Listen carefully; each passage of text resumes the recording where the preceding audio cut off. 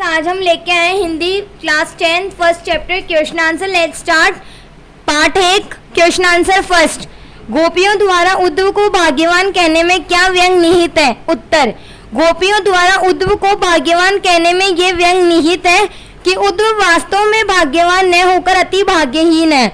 वह श्री कृष्ण के सानिध्य में रहते हुए भी उनके प्रेम से सर्वदा मुक्त है। श्री कृष्ण के प्रति कैसे उनके हृदय में अनुराग उत्पन्न नहीं हुआ? अर्थात श्री कृष्ण के साथ कोई व्यक्ति एक क्षण भी व्यतीत कर ले तो वह कृष्ण में हो जाता है। वह प्रेम की सुखद अनुभूति से पूर्णतः परिचित है। दूसरा प्रश्न, उद्धव ने व्यवहार की तुलना किस किस से की गई? उत्तर। गोपियों ने उद्धव के व्यवहार की तुलना निम्न उदाहरणों से की है। पहला, गोपियों ने उद्धव के व्यवहार की तुलना कमल के पत्ते से की है, जो नदी के जल में रहते हुए भी जल की ऊपरी सतह पर रहता है, अर्थात जल में रहते हुए भी जल का प्रभाव उस पर नहीं पड़ता। उसी प्रकार श्री कृष्ण का सानिध्य पाकर भी उनका प्रभाव उद्धव पर नहीं पड़ा।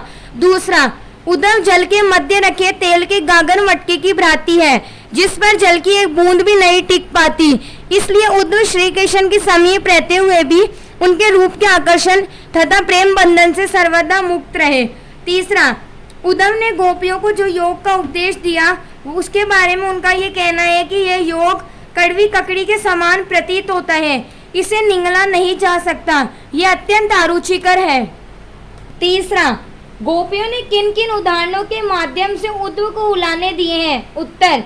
गोपियों ने कमल के पत्ते, तेल की मटकी और प्रेम की नदी आदि उदाहरणों के माध्यम से उद्धव को उलाने दिए हैं। प्रेम रूपी नदी में पांव डुबाकर भी उद्धव प्रभाव रहित है। श्री कृष्ण के सानिध्य में रहते हुए वे श्री कृष्ण के प्रेम से सर्वदा मुक्त है। फोर्थ, उद्धव द्वारा दिए गए योग के संदेश ने गोपियों की विरागरी में घी का काम कैसे किया? उत्तर। गोपियां कृष्ण के आगमन की आशा में दिन गिन रही थी। वह अपने तन मन की व्यथा को चुपचाप सहती हुई कृष्ण के प्रेम रस में डूबी हुई थी। वह इसी इंतजार में बैठी थी कि कृष्ण उनके विरह को समझेंगे, उनके प्रेम को समझेंगे और उनके अतृप्तपन को अपने दर्शन में तृप्त करेंगे। परंतु यहाँ से उल्टा होता है। कृष्ण को न तो उनकी पीड़ा का ज्ञान है और न ही उनके विरह का, दुख का, बल्कि कृष्ण योग का संदेश देने के लिए उद्धव को भेज देते हैं। विरह की अग्नि में जलती हुई गोपियों को उद्धव ने कृष्ण को भूल जाने और योग साधना करने का उपदेश दिया, जिससे हृदय में जल रही विरागरी में घी का काम कर उसे और प्रज्वलित कर दिया। पांचवा, मर्यादा न लही के माध्यम से कौन सी मर्यादा में न रहने की बात की जा रही है? उत्तर। मर्यादा न लही के माध्यम से प्रेम की मर्यादा में न रह जाने की बात की जा रही है।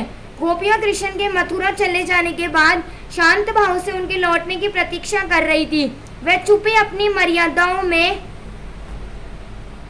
लिपटी हुई इस वियोग को सहन कर रही थी, क्योंकि वह श्री कृष्ण से प्रेम करती थी। कृष्ण ने योग का संदेश देने के लिए उद्धव को भेज दिया, जिससे गोपियां मर्यादा छोड़कर बोलने पर मजबूर हो गई। प्रेम के बदले प्रेम का प्रतिदान ही प्रेम की मर्यादा है, लेकिन कृष्ण ने गोपियों के प्रेम के उत्तर में योग का संदेश भेज दिया। इस प्रकार कृष्ण ने प्रेम रूपी लड़की को ढूंढता पूर्वक पकड़ रखा है। छठा, कृष्ण के प्रति अपने अनन्य प्रेम को गोपियों ने किस प्रकार अभिव्यक्त किया? उत्तर। गोपियां रात दिन सोते जागते सिर्फ श्री कृष्ण का नाम ही रटती रहती। कृष्ण के प्रति अपने अनन्य प्रेम को गोपियों ने चींटियों और हारिल की लकड़ी के उदाहरणों द्वारा व्यक्त किया। उन्होंने स्वयं की तुलना चींटियों से और श्री कृष्ण की तुलना गुड़ से की। उनके अनुसार श्री कृष्ण उस गुड़ की भांति है जिस पर चींटियां चिपकी रहती हैं। पंजे में कोई लकड़ी या तिनके पकड़ा रहता है, वह उसे किसी भी दशा में नहीं छोड़ता। उसी तरह गोपियों में मन, वचन, कर्म से श्री कृष्ण की प्रेम रूपी लड़की की को ढूंढता पूर्वक पकड़ रखा है। सातवां, गोपियों ने उद्धव से योग की शिक्षा कैसे लोगों को देने की बात कही? उत्तर। उद्धव अपने योग के संदेश में मन की एकाग्रता का उपदेश देते हैं। गोपियों के अनुसार योग की शिक्षा उन्हीं लोगों को देनी चाहिए जिनका इंद्रिया व मन उनके बस में नहीं है, जिनका मन चंचल और इधर उधर भटकता रहता है। गोपियों को योग की आवश्यकता नहीं है, गोपियां अपने मन प्रियों से कृष्ण के प्रति एकाग्रचित है, इसलिए योग साधना का उपदेश उनके लिए निरर्थक है। आठवां, प्रस्तुत पदों के आधार पर गोपियों को योग साधना के प्रति दृष्टिकोण स्पष्ट करे। उत्तर। प्रस्तुत पदों के आधार पर स्पष्ट है कि गोपियां योग साधना को निरस्त व्यर्थ और अवांछित मानती थी। गोपियों की दृष्टि में योग उस कड़वी ककड़ी के समान है जिसे निगलना बड़ा ही मुश्किल है। सूरदास जी गोपियों के माध्यम से आगे कहते हैं कि उनके विचार में योग एक ऐसा रोग है जिसे उन्होंने न कभी देखा न कभी सुना।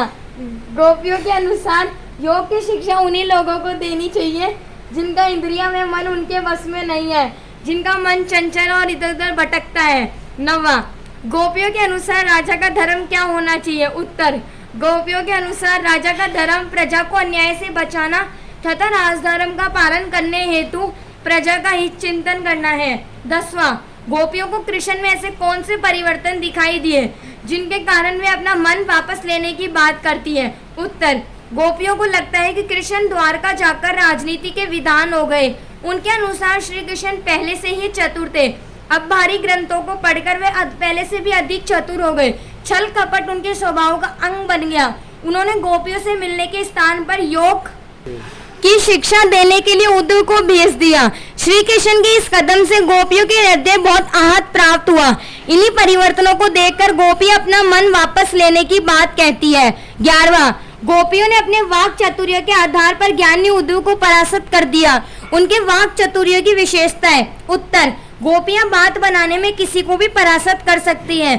गोपियों में व्यंग करने की अद्भुत क्षमता है। वह अपने व्यंग बाणों द्वारा उद्धव को परास्त देती है। वह अपनी तर्क क्षमता से बात बात पर उद्धव को निरुत्तर देती है।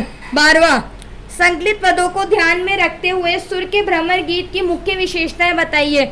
उत्तर, पहला, भ्रमर गीत एक भाव प्रधान गीति काव्य है। दूसरा, इसमें उदांत भावना और मनोवैज्ञानिक चित्रण हुआ है।